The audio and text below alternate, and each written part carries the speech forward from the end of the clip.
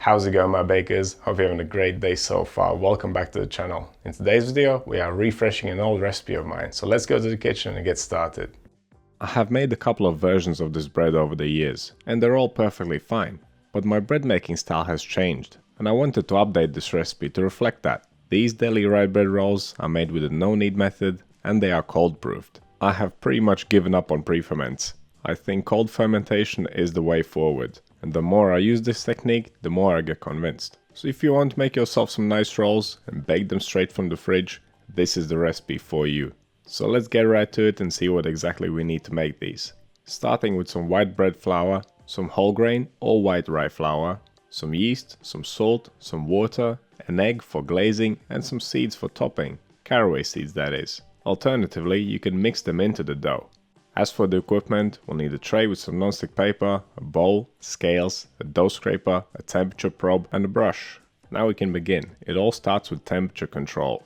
My kitchen is around 21 degrees Celsius, that's about 70 degrees Fahrenheit. That is relatively cool. Because we're not kneading this dough, we need to use slightly warmer water than we normally would. We're aiming for a final dough temperature of around 24 to 25 degrees Celsius. Okay, grab a large bowl, combine the water, the salt, the yeast and the rye flour. Using a whisk is not essential, but it really helps when making no-knead bread. It's a great tool for dispersing all the ingredients evenly throughout the mix, but you can just use a spatula. Once everything is nicely mixed up, add the white bread flour. Then grab your dough scraper and mix it to a dough. Mix until there's no dry flour left. This dough is a little bit sticky, that's because of the rye flour. You can wet your hands with water to make it easier to handle. Okay, shape it up into a ball and place it into a bowl, and now take its temperature. 24 to 25 degrees Celsius is just about right for this, and that's 75 to 77 degrees Fahrenheit. If your dough comes out warmer, cut down fermentation time, otherwise your rolls will overproof. Okay, cover the bowl and leave the dough to ferment for 30 minutes. Halfway through bulk fermentation, we need to give this dough a fold. Since we're not kneading it, we need to do something to build some tension. Dust the dough lightly with flour, because it is a bit sticky. Drop it out on the table, flatten it, then fold the edge over the middle, going around in a circle until you reach the point where you started, or until you have a nice tight ball. Then flip it smooth side up, tighten it against the table, and back in the bowl it goes. Now cover it and leave it to ferment for another 30 minutes, and that's bulk fermentation done. It only takes 1 hour.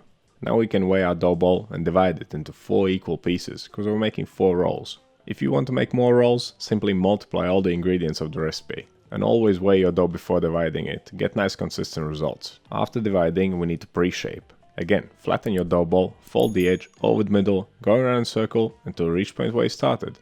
Don't shape them very tight though. This is only the pre-shaping step. After this, we need to cover the dough balls, leave them to rest for a while, and then do the final shaping. The pre-shaping step is only there to ensure that everything's nice and uniform. When it comes to final shaping, it works exactly the same as the fold and the pre-shaping. Dust your dough with flour, place it smooth side down on the table, flatten it out, fold it up, go around in a circle, you know the drill. Only this time you want to shape the dough ball a little bit tighter.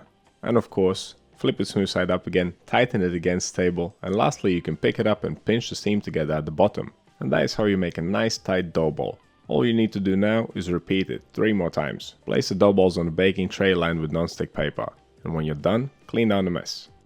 By the way, if you want to learn more about the cold proofing method or the cold bulk fermentation method, you'll find videos about those in the Principles of Baking playlist. Okay, after shaping, you have 2 choices. You can do what I'm doing now, which is glazing the dough balls, leaving them to dry for 5 minutes, then glazing them again, then sprinkling them with seeds, or you can leave this step for the next day.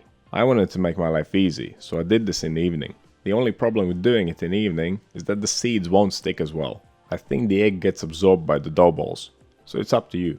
Or whatever you do, sprinkle them generously. And as I mentioned earlier, you could actually work some seeds into the dough itself. Similarly to how I did my farmer's bread. That's in the cold bulk fermentation playlist. Okay, cover your dough balls up so they don't dry out, pop them in the fridge for cold proofing. They will take around 10 to 12 hours. On the next day, make sure you preheat your oven, 160 degrees Celsius, fan on, and that's 320 Fahrenheit. Once your oven's nice and hot, pull your balls out the fridge. And just look at that, they have risen up beautifully. Now if you open up your fridge in the morning and your dough balls haven't risen, then simply leave them out at room temperature whilst your oven is preheating, and then just bake them once they're puffed up. But these bad boys are ready, so let's get them in the oven. They will take around 25 to 27 minutes. Once they're puffed up and golden brown all over, they're ready. I really love the cold proofing method. It makes our lives so much easier. All we need to do in the morning is switch on the oven and pop the rolls in. And here's the result. Beautiful Deli Rye bread rolls, freshly baked for breakfast. All we need to do now is make a sandwich. I felt inspired by the Reuben, so here's my quick take on it. For the sauce, you'll need 6 parts mayo, 6 parts ketchup, 2 parts yellow mustard, 1 part Worcestershire sauce, and 1 part chives or dill. And that is all by weight, not by volume. You'll end up with not enough herbs if you measure by volume. Right, give it all a good mix, and then we can start assembling our sandwich. Or at least I'm gonna assemble my sandwich while you're watching, unfortunately. If you want this, you're just gonna have to go and make it. Okay, let's look at the interior of the roll again. It's nice and soft. And it tastes amazing thanks to the long cold fermentation. And because I used whole rye flour, or dark rye flour, call it what you want. Okay, sauce on both sides, couple of slices of cheese, pastrami, pickles, and some sauerkraut. Not sure if you could call this a breakfast sandwich, but I don't care. It's the weekend, I can cheat. If you want to check out more cold fermented recipes, you can find 2 playlists on my channel. One is for cold bulk fermentation, and the other one is for cold proofing. They are both by far my favorite bread making methods. And of course most of them are no knead as well, and there's plenty of good options. So what do you think of these rolls? And have you tried my Deli Rye bread before? Let me know down in the comments. If you want to see more videos like this one, click over here. Subscribe to the channel, click right here. That's all I have for you today. Thank you so much for watching, and I'll see you in the next one.